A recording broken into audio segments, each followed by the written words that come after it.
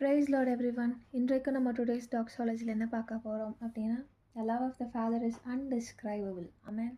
சோர்ந்து போகும் நேரங்களெல்லாம் மார்போடு அணைத்து கொண்டீரே, கண்ணீரை கணக்கில் வைத்தீரே, ஆறுதல் எனக்கு தந்தீரே. எத்தனை அன்பு என் மேல், எத்தனை பாசம் என் மேல், எத்தனை அன்பு என் மேல், எத்தனை பாசம் என் மேல், இதற்கு ஈடு என்ன தருவேன் நான், இதற்கு ஈடு என்ன தருவேன் நான், இதற்கு ஈடு என்ன தருவேன் நான், இதற்கு ஈடு என்ன தருவேன் நான்.